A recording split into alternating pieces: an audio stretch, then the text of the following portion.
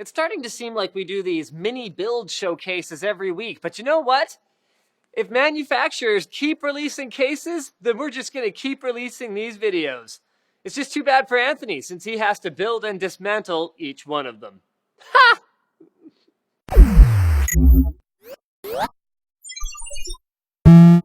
So BeQuiet's been around for a few years now. They specialize in high-end products that focus on, well, silence, which you could probably figure out from the name. I mean, it's literally, they call their company BeQuiet. They have a lineup of amazing CPU coolers and power supplies, but it wasn't until just last year that they released their very first case. So after taking some feedback about that from their end users, they've come out with their second case, the Silent Base 600. At a glance, it looks pretty similar to the Silent Base 800, just, 200 less. It still fits ATX and smaller motherboards, but the whole chassis is now a mid-tower instead of the previous full tower. At the front, you'll see the same kind of sexy black and orange color scheme running along those filtered air intakes. The power button is still on the top, but the front I/O and USB ports have been moved to the top corner. A funny compromise that manufacturers seem to be doing all over the place right now. The front door swings open to reveal your 5 1/4-inch bays and a built-in 3-speed fan controller. You can also get a peek at some of the foam padding that they use for dampening sound. This is also where the fan filter for the front comes out. The lower half doesn't open though, so in order to access the fan mounts, you'll actually need to pop off the entire front panel. On the right-hand side, you get the usual foam-padded side panel with the optional vent and fan mount. We're not sure why anyone would ever need the vent on the back, but hey, I can at least appreciate the symmetry. On the left side, you have an option of either a windowed side panel or the same solid padded panel with the vent. We went with the solid one since we were going for more of a silent build overall. The long feet from the bigger 800 are gone, but the replacements on the 600 are not bad. They're large, solid, and padded with rubber, so they do their job pretty well. On the inside, we start to see more differences. You gotta make some compromises when you change the size, if you know what I mean. The largest board you can go with here is ATX, so no eATX or XL ATX to be seen.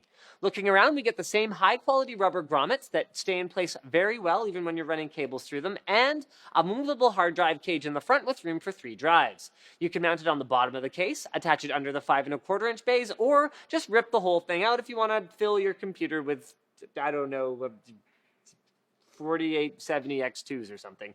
We were, however, disappointed that the optical drive bays are riveted in and not removable. So even though the front can hold 2 fans, there's only room for a single 120 or 140 millimeter radiator rather than a dual-sized rad.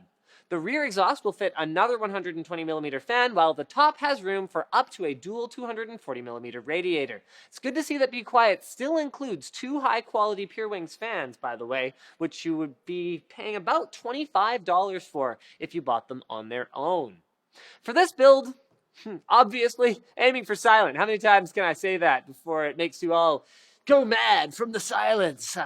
So Anthony went with an MSI Z170A Gaming M7 motherboard, an Intel Skylake Core i7-6700K processor, a BeQuiet Dark Rock Pro 3 CPU cooler, 16 gigs of Corsair DDR4 memory, 2 MSI GTX 970s and SLI, an Intel 750 series NVMe SSD, and a BeQuiet Dark Power Pro 11 850-watt power supply.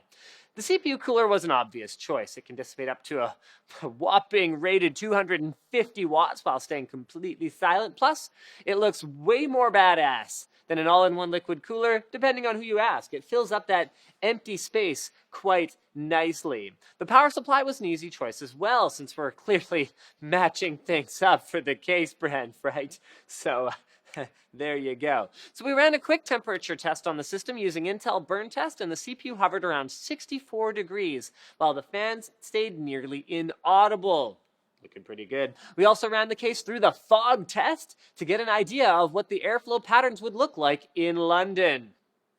We were worried about the thin air intakes on the front and the kind of weird shutter design on the top, but actually ended up being pleasantly surprised. Since our case doesn't have a window, we had to run the test a bit differently though. So with just the solid panel on, we can see a nice steady stream of air coming out the top and rear of the case.